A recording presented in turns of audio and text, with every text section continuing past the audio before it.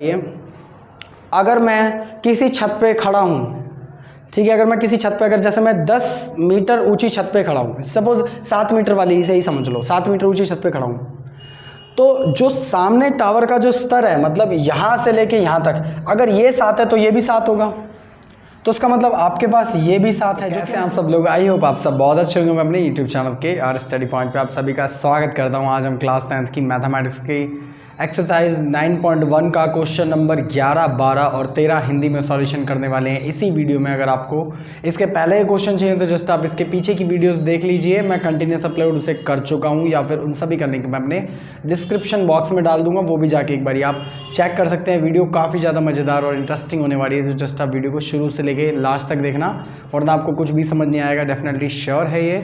और अगर आप मेरे चैनल पर नए आए हैं तो चैनल को कर लेना जरूर सब्सक्राइब, ऐसी और वीडियोस के लिए। हम कंटिन्यूस ऐसी वीडियोस डालते ही रहते हैं, तो बिना किसी टाइम वेस्ट किए इस इंटरेस्टिंग वीडियो को स्टार्ट करते हैं। क्वेश्चन नंबर 11 आपके होम स्क्रीन पे आ रहा होगा। देखिए क्वेश्चन नंबर 11 क्या कह रहा है, मैं एक बार पढ़ देता हूँ। क्वेश्चन नंबर 11 आपके देखो, इसमें आकृति भी दे रखी है आपको 9.12, एक जिसमें टीवी टावर खड़ा हुआ है। देखो एक मैं पढ़ देता हूँ, ये कह रहा है एक नहर के एक तट पर एक टीवी टावर ऊर्ध्वाधर खड़ा है, मतलब सीधा खड़ा हुआ है। ठीक उसके सामने तट के एक अन्य बिंदु से टावर का जो शिखर का जो उन्नयन कोण है, सबसे पहले तो आप ये जान लो उन्नयन कोण का मतलब क्या होता है। यहाँ पे उन्नयन जहाँ ऊ से होता है ना, ऊ से मतलब होता है ऊपर, मतलब ऐसे वो कोण बन रहा है, ठीक है। अगर वो अवनमन कहेगा तो वो नीचे कहेगा, उन्नयन कह रहा है तो मतलब ऊपर बन रहा है, ठीक है।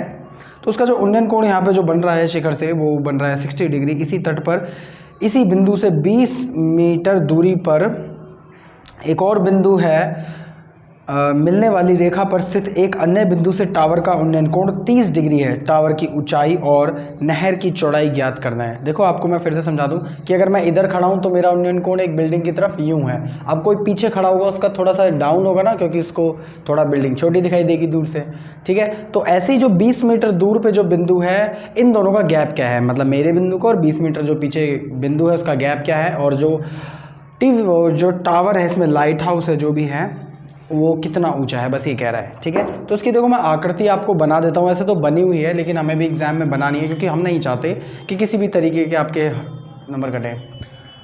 तो क्वेश्चन नंबर 11 देखिए, इसकी आकृति कुछ इस तरीके से है कि यहाँ पे आपका कोई टीवी टावर खड़ा है। एक तो इस बिंदु पर इसकी जो उन्नयन कोण बन रहा है वो 60 डिग्री बन रहा है। अब देखो भाई ये दूर है तो थोड़ा सा ये उन्नयन कोण क्या हो जाएगा, दूर हो जाएगा, छोटा हो जाएगा थोड़ा सा, तो ये कितना हो जाएगा 30 डिग्री, ठीक है। और भी इसमें देखो कुछ दे रखा है, और इसमें जो एक ये वाली जो दूरी है वो कितनी है आपकी 20 मीटर दे रखी है। आपको एक ये वाली दूरी फाइंड आउट करनी है इसमें, और ये हाइट आपको फाइंड आउट करनी है। यहाँ पे आपको बिंदु दे रखे हैं ए, ये आपको दे रखा है बी, ये आपको दे रखा है सी, और ये आपको दे रखा है डी। दैट्स इट, यही आपको दे रखा है। काफ़ी ज़्यादा इजी क्वेश्चन है, तो जो आपको जो भी दे रखा है हम दिया है करके लिख देंगे। इधर सबसे पहले मैं लिखूंगा दिया है। देखो भाई आपको सबसे पहले तो थीटास दे रखे हैं, आपको कितना दे रखा है 30 सेंटीमीटर, वो 30 डिग्री और 60 डिग्री ये आपको दे रखा है। और आपको डी सी आपको दे रखा है 20 मीटर। बस आपको यही दे रखा है, ज्ञात आपको करना है, यहाँ से ये दूरी फाइंड आउट करनी है और ये ऊंचाई फाइंड आउट करनी है। बहुत ईजी है। देखो भाई मैं यहाँ पे लिखूँगा प्रश्न के अनुसार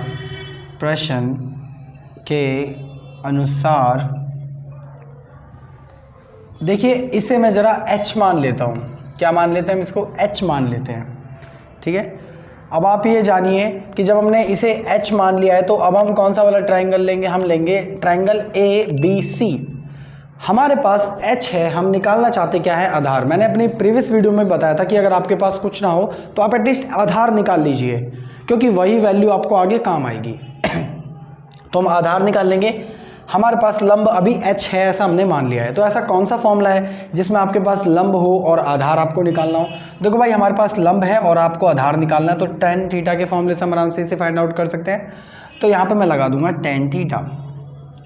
उसका फॉर्मूला क्या होता है, उसका फॉर्मूला होता है लंब डिवाइडेड बाय आधार। तो लंब आपका क्या है, वो है आपका AC डिवाइडेड बाय आधार आपका क्या है BC। और हम ये जितना भी ऑपरेशनल फंक्शंस हैं किसके अंदर करने हैं, वो हम कर रहे हैं त्रिभुज ABC में। तो यहाँ पे मैं लिख दूंगा त्रिभुज ABC में। ठीक है, तो इसकी वैल्यूज़ रख दीजिए। देखो इस वाले त्रिभुज में आपका थीटा कितना है 60 डिग्री, तो tan थीटा की आ जाएगा जगह आपका 60 डिग्री। AC हमने मान रखा है h डिवाइडेड बाय BC तो आपका कुछ दे ही नहीं रखा है, तो BC ऐसे का ऐसे ही।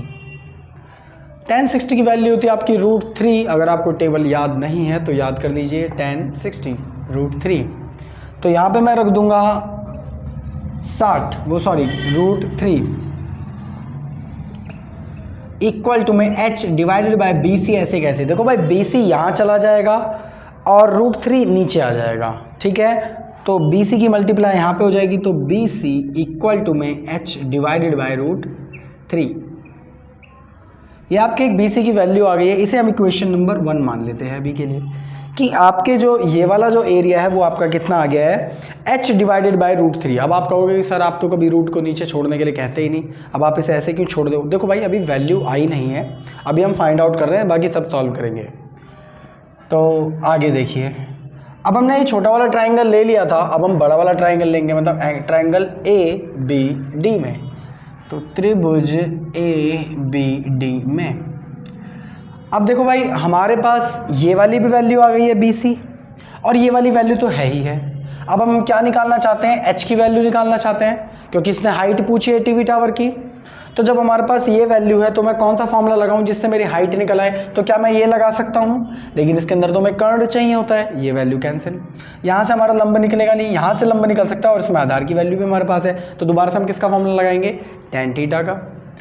तो यहाँ पे आ जाएगा आपका tan थीटा इक्वल टू में, जो कि आपका होता है इसका formula L divided by A। तो इस वाले त्रिभुज में L आपका क्या है, वो है आपका AB, और आधार आपका क्या है, वो है पूरा आपका DB। थीटा की वैल्यू यहाँ पे आपकी 30 डिग्री, तो थीटा की जगह आ जाएगा आपका 30 डिग्री। ऐसे ही AB आपको क्या दे रखा है, h दे ही रखा है, क्योंकि हमें निकालना है, ये कोई न्यूमेरिकल वैल्यू थोड़ी ना है, जस्ट हमने लेट कर रखी है। और DB अगर आप गौर से देखेंगे तो यहाँ पे दो पार्ट में डिवाइडेड है, वो है DC और CB, या फिर BC। DC प्लस का BC लिख लेते हैं, बाकी CB भी लिख दोगे तो कोई फ़र्क नहीं पड़ता है, ठीक है, BC लिख देते हैं, आपको थोड़ा सा अच्छा दिखाई दे। तो tan 30 की वैल्यू आपकी क्या होती है, वो आती है आपकी √1/3 tan 30 1/3 सॉरी, इक्वल टू में h ऐसे का ऐसे ही होल डिवाइडेड बाय DC ऐसे का ऐसे ही प्लस का BC की आपकी वैल्यू देखो कितनी निकल के आई है, h डिवाइडेड बाय √3। तो BC की वैल्यू मैं रख दूंगा h डिवाइडेड बाय √3। इधर मैं लिख दूंगा समीकरण 1 से, इंग्लिश वाले बच्चे लिखेंगे फ्रॉम इक्वेशन फर्स्ट, ठीक है। इसे थोड़ा सा हम सॉल्व कराते हैं। तो 1/√3 इक्वल टू में h ऐसे का ऐसे ही, इसकी मल्टीप्लाई से हो जाएगी, तो √3 DC प्लस का h, ठीक है। आपको देखो यहाँ पे DC की वैल्यू भी यहाँ पे आपको दे रखी थी, वो क्या दे रखी थी 20, तो हम यहाँ पे DC की वैल्यू सीधा रख देंगे। तो देखो DC की वैल्यू थी आपकी 20 और मल्टीप्लाई से हो जाएगी तो √3, तो यहाँ पे भी आप 20 रख ही लीजिए, ठीक है। इसे हम थोड़ा सा सॉल्व कराते हैं। नीचे जब इसकी इससे मल्टीप्लाई होगी तो नीचे भी √3 आ जाएगा, ठीक है। अब हम क्या कराते हैं, देखो ये जो जितनी भी ये चीज़ है डिवाइड में है, इक्वल टू में कहाँ चली जाएगी, मल्टीप्लाई में चली जाएगी पूरी की पूरी ऐसे उठकर। तो 1/√3 ऐसे का ऐसे ही, मल्टीप्लाई में ये पूरा का पूरा,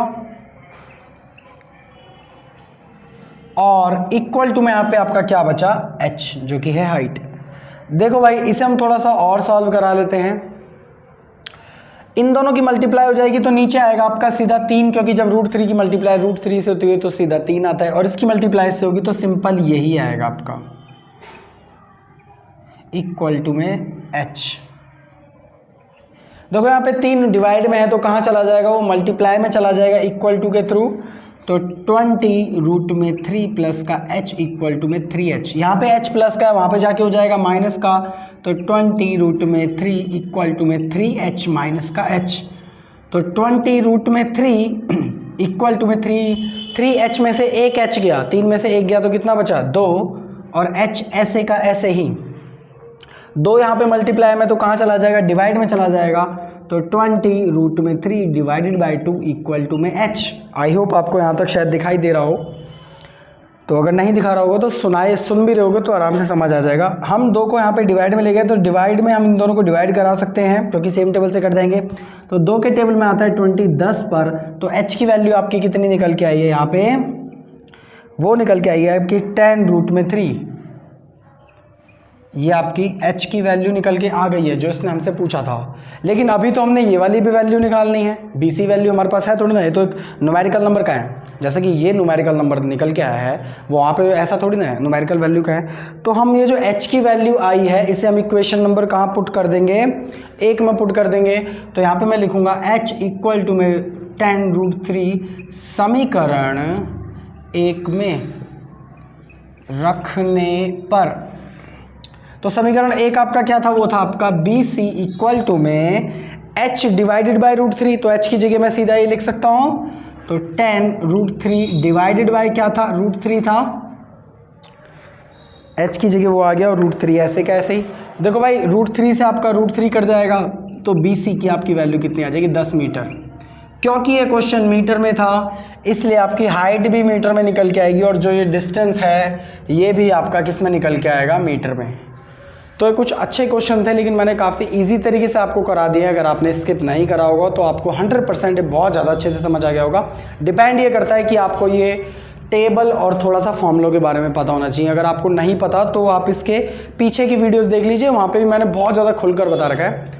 तो जल्दी से आप करिए इसे नोट, लीजिए स्क्रीनशॉट या फिर वीडियो को करिए पॉज। अब हम मिलते हैं क्वेश्चन नंबर 12। आई होप आप लोगों ने क्वेश्चन नंबर 11 बहुत ज़्यादा अच्छे से उतार लिया होगा और समझ भी लिया होगा। तो चलिए एक बार क्वेश्चन नंबर 12 की ओर चलते हैं। क्वेश्चन नंबर 12 भी आपके होम स्क्रीन पे आ ही रहा है, तो एक बार देखो मैं वो भी पढ़ देता हूँ। क्वेश्चन नंबर 12 भी काफ़ी ज़्यादा इजी है, बस आपको रीडिंग स्किल जो होनी चाहिए वो अच्छी होनी चाहिए। Mathematics all about the reading skills. जो बच्चा जितने अच्छे तरीके से क्वेश्चन पढ़ता है वो उतने तरीके से अच्छे से कर सकता है। अगर वो क्वेश्चन ही अच्छे से नहीं पढ़ता तो कुछ समझेगा नहीं, और समझेगा नहीं तो करेगा भी नहीं।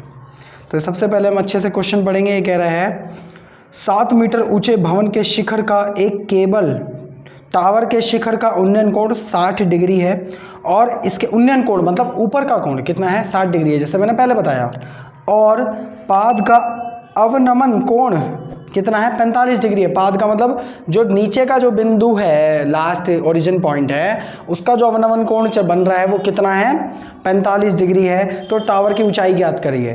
देखो क्वेश्चन क्या है, क्या रहा है मैं आपको बताता हूँ। जैसे मैं एक छत पे खड़ा हुआ हूँ, यूँ करके छत की ग्रिल पे खड़ा हुआ हूँ। अब मेरे सामने एक टावर है, अगर मैं टावर का शिखर देखूंगा तो जो मेरा कोण बन रहा है वो उन्नयन कोण है। और इसी प्रकार जब मैं टावर की जो जड़ है जहाँ से वो निकल रहा है, मतलब बना हुआ है ज़मीन में, वहाँ से जब मैं देख रहा हूँ तो वो नीचे का अवगमन कोण है। तो वो अलग अलग कोण दे रखे हैं। तो ये पूछ रहा है पूरे के पूरे टावर की ऊंचाई कितनी है, और जिस प्लेटफॉर्म पे मैं खड़ा हूँ, जिस मीनार भवन के ऊपर मैं खड़ा हूँ, उसकी ऊंचाई इसने पहले ही दे रखी है आपको 7 मीटर ऊँचे भवन के शिखर से, तो पहले ही दे रखा है। तो देखो क्वेश्चन अगर आप समझ गए तो बहुत अच्छी बात है, नहीं समझे तो देखो मैं डायग्राम के थ्रू भी समझाने की कोशिश करता हूँ। सपोज हम इस भवन के ऊपर खड़े हुए हैं और इसकी हाइट कितनी है, 7 मीटर मीटर है, ठीक है। देखो भाई अगर मैं यहाँ पे खड़ा होकर यूं करके देख रहा हूँ तो ये कोण कितने डिग्री का बन रहा है, ये उन्नयन कोण 60 डिग्री का बन रहा है। और ऐसे ही अगर मैं नीचे की ओर देख रहा हूँ उसके पाद बिंदु की तरफ, तो ये जो कोण बन रहा है वो बन रहा है आपका 45 डिग्री का, यही बन रहा है। तो इसको हम चलो नाम देते हैं, इसे हम ए दे देते हैं, इसे बी, ये सी, ये डी, ये ई। तो ये पूछ रहा है कि ये पूरा का पूरा जो टावर है वो कितना ऊंचा है। अगर आपको मैंने एक बात बताई हो तो मैंने आपको पहले ही कहा है कि किसी भी चीज़ को ज्ञात करने के लिए आप सबसे पहले आधार निकालिए। अगर आपको कुछ भी ना दे रखा हो तो, लेकिन हमें तो इसमें पहले ही दे रखा है, तो आराम से मैं क्या निकाल सकता हूँ, आधार निकाल सकता हूँ। ऐसा कौन सा फॉर्मूला है जिससे आधार निकाला जा सकता है, ये 2 फॉर्मूले हैं। देखो भाई इसमें आपको कर्ण की वैल्यू आपके पास होनी चाहिए, क्या हमारे पास है, हमारे पास लंब की वैल्यू है। तो ये कौन सा वाला फॉर्मूला लगाएंगे हम, tan वाला, क्योंकि इसके अंदर लंब की वैल्यू और का आधार हम इससे आराम से निकाल सकते हैं। तो यहाँ पे सबसे पहले आपको जो जो दे रखा है हम यहाँ पे लिख देंगे। दिया है आपको, देखो इसमें 2 थीटा दे रखे हैं, वो आपको क्या क्या दे रखे हैं, आपको दे रखा है 60 डिग्री और 45 डिग्री, ठीक है। और आपको इसमें जो मीनार है, मीनार या भवन देख लेना, वो आपको दे रखा है 7 मीटर। ऐसा कर लेते हैं, मान लेते हैं माना टीवी टावर वो आपका कितना है, पूरा का पूरा ईसी है। ठीक है, तो टीवी टावर आपका पूरा कितना है, ईसी है, जिसमें ईडी और डीसी एक पार्ट है। तो चलो अब हम करना चालू करते हैं। तो मैं यहाँ पे लिखूंगा दी प्रश्न के अनुसार। देखो भाई, हम कौन सा फॉर्मूला लगाएंगे, tan थीटा का फॉर्मूला लगाएंगे, लेकिन किस वाले ट्राइंगल में, हम पहले इस वाले ट्राइंगल में आधार निकालेंगे ए बी सी में। तो त्रिभुज ए बी सी में कौन सा वाला फॉर्मूला, tan थीटा का फॉर्मूला। वो क्या होता है, लंब बट्टे में आधार। तो लंब आपका कितना है ए बी, आधार आपका कितना है, वो है आपका बी सी। तो देखो भाई tan थीटा, थीटा की जगह आपका कितना आ जाएगा 45 डिग्री, और इक्वल टू में ए बी आपको कितना दे रखा है 7, और बी सी ऐसे का ऐसे ही। tan 45 की वैल्यू क्या होती है, वो होती है 1, tan 45 1। ठीक है, तो tan 45 की वैल्यू होती है 1 इक्वल टू में 7 डिवाइडेड बाय बी सी। देखो भाई, बी सी की मल्टीप्लाई 1 से हो जाएगी, क्योंकि ये इक्वल टू है, तो जो भी चीज़ डिवाइड में होती है वो एक मल्टीप्लाई में जाती है इक्वल टू में। तो इसकी मल्टीप्लाई इससे हो जाएगी, तो आपकी बी सी की वैल्यू कितनी निकल के आएगी, रूट में 7। रूट में 7 क्यों, 7 ही आएगी ना, रूट मैंने गलती से लगा दिया क्योंकि ये 7 था। ठीक, 7 मीटर आ गई। देखो भाई, ये वाली वैल्यू भी क्या आ गई आपकी 7 मीटर। ठीक है, अब आप जरा एक दिमाग लगाइए एक चीज, जैसे कि इस वाले घर का जो नीचे का हिस्सा अगर 7 है, तो ये ऊपर का भी हिस्सा 7 होगा, ये भी हिस्सा 7 होगा, क्योंकि ये बिल्कुल सेम टू सेम है। तो मैं यहाँ पे लिख सकता हूँ कि बी सी इक्वल टू में आपका होगा ए डी, जो कि होगा 7 मीटर।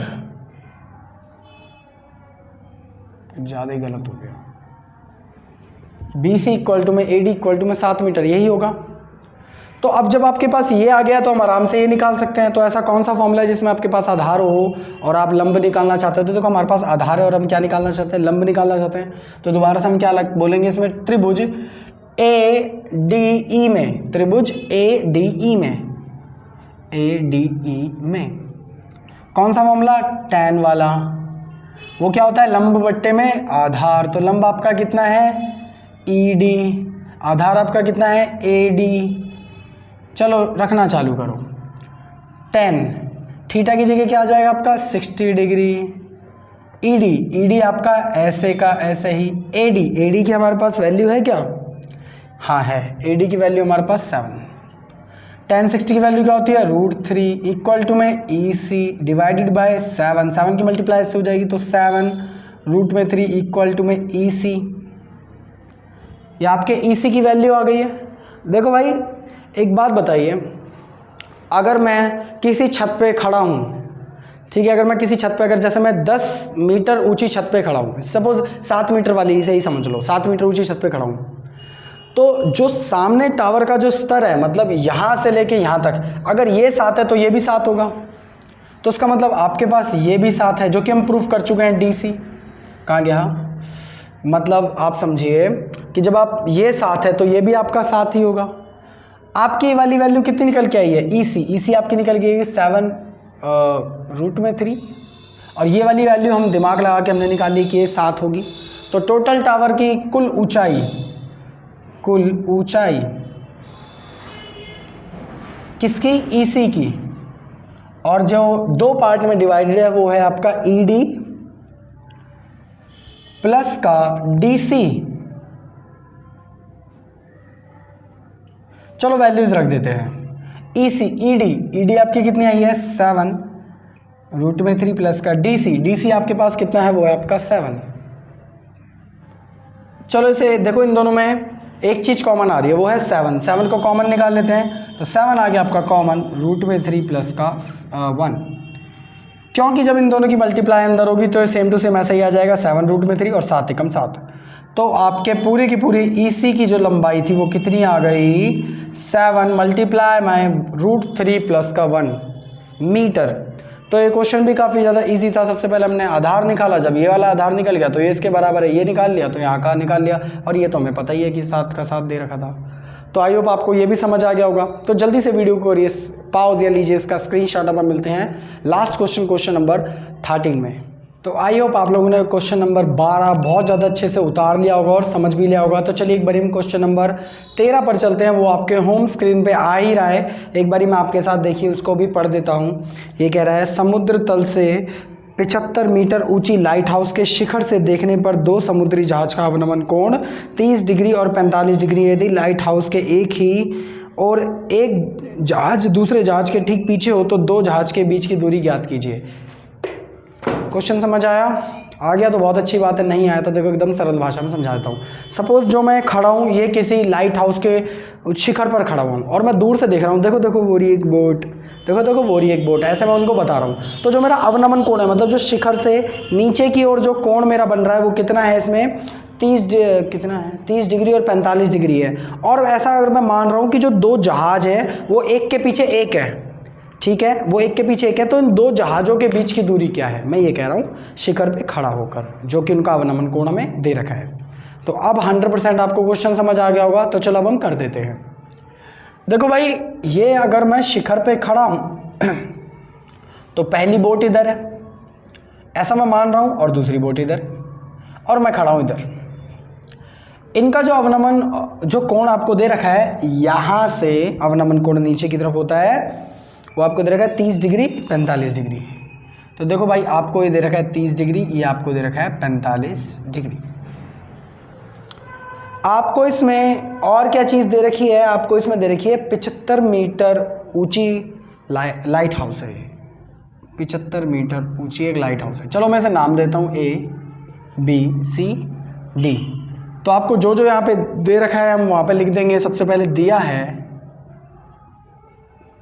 आपको, देखो यहाँ पे थीटास दे रखे हैं। क्या दे रखे हैं? थीटा 30 डिग्री और 45 डिग्री। और आपको टावर, लाइट हाउस है टावर, जो कि है आपका AB, उसकी ऊंचाई कितनी दे रखी है? 75 मीटर, ठीक है। अब हम मान लेते हैं, माना जहाज की दूरी, मतलब आपको ये निकालना है ना C और D के बीच में कितनी दूरी है, ये आपको निकालना है। तो माना जहाज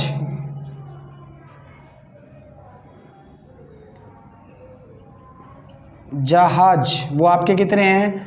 C है और D है, ठीक है। अब मैं यहाँ पे लिखूंगा प्रश्न के अनुसार,